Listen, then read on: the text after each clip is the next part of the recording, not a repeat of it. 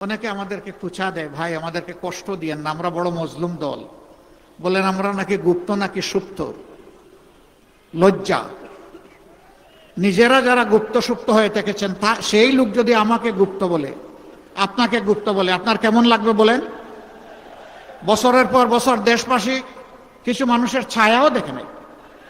সেই মানুষ যদি আমাকে বলে আমি গুপ্ত না সুপ্ত, হ্যাঁ আপনি বলতেই পারেন আমি গুপ্ত ছিলাম কারাগারে দফায় দফায়। আপনি যদি ওইটাকে গুপ্ত বলেন তাইলে আমি অবশ্যই গুপ্ত। আমি এদেশের মানুষকে বিপদের মুখে ফেলে দিয়ে আমি পালিয়ে যাইনি, আমি ইচ্ছা করলে পালিয়ে যেতে পারতাম। আমি শুধু না, আমার সহকর্মীরা পালিয়ে যায়নি। নিশ্চিত মৃত্যু জেনে আমাদের সহকর্মীরা সাহস করে বাংলাদেশে ফিরে এসেছে। এই এলাকায় ইবনে সিনা হাসপাতাল আছে, ডায়াগনস্টিক সেন্টার আছে। এর প্রাণ পুরুষ ছিলেন মীর কাসেম আলী। সেই সময়টা তিনি ছিলেন আমেরিকায়, যিনি বাংলাদেশের অর্থনীতিকে পাল্টে দিতে চেয়েছিলেন, যিনি এদেশের যুবকদেরকে কাজ দিয়ে উদ্দীপ্ত করেছিলেন। তাকে তার বন্ধুরা বলেছিল don't come back to Bangladesh. তিনি বলেছেন হোয়াই? তারা বলেছে তুমি আসলে, ভাই আপনি আসলে আপনার সিনিয়র নেতাদের যে অবস্থা হচ্ছে আপনারও তাই হবে। তিনি বলছেন I don't care, I only care আল্লাহ সুবহানাহু ওয়া তাআলা।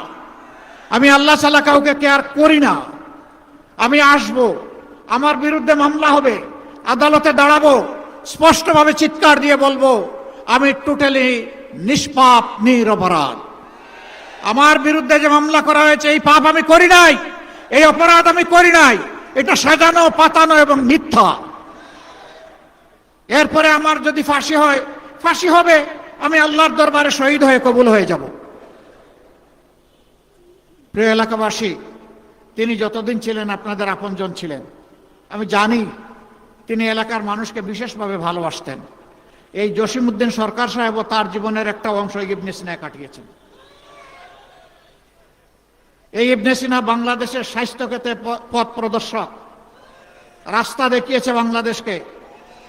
বহু হাসপাতাল আছে মানুষ যায় না, আর এই হাসপাতাল আছে লোক ধারণের, মানে তিল ধারণের ঠাই নাই, ঠাই নাই। কেন? এখানে মানুষ এসে একটু মর্যাদা পায়, একটু ভালোবাসা পায়।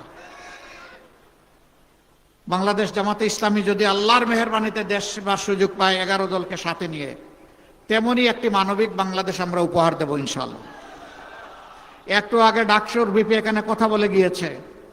আমাকে মাঝে মাঝে লোকেরা জিজ্ঞেস করে আপনারা দেশ চালালে দেশটা কেমন হবে? আমি বলি আল্লাহর মেহেরবানিতে 4 মাসের ডাকসু যেমন দেখতে পাচ্ছেন তার চেয়েও ভালো হবে ইনশাআল্লাহ।